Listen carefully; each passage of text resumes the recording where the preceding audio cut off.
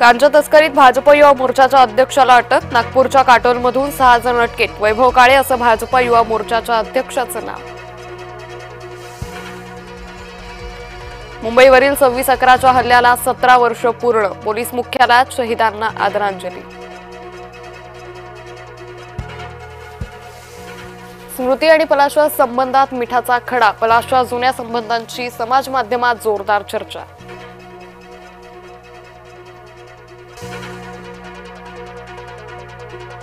नातेसंबंध बिघडले म्हणजे बलात्कार होत नाही, सर्वोच्च न्यायालयाकडून स्पष्ट।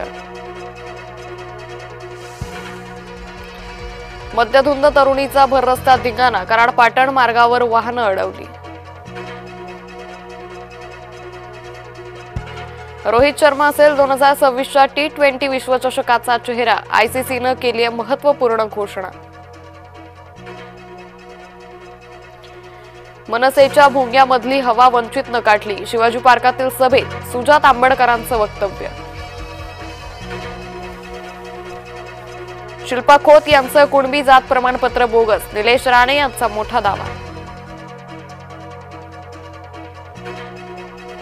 उत्तर मोहितेंच्या खुनातील अन्य आरोपींना अटक करा। दलित महासंघाचा सांगलीत मोर्चा।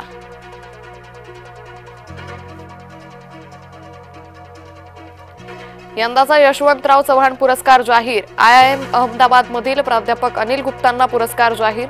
येत्या 12 मार्चला होणार पुरस्कार वितरण। सुनेचं रक्षण हेच आमचं धोरण। एकनाथ शिंदे यांनी सुरू केली होती मोहीम। उपसभापती डॉक्टर नीलम गोरे यांची माहिती। उपद्रवी माकडांना पकडण्यासाठी नवी शक्कल। माकड वानर पकडणाराला मिळणार 600 रुपये।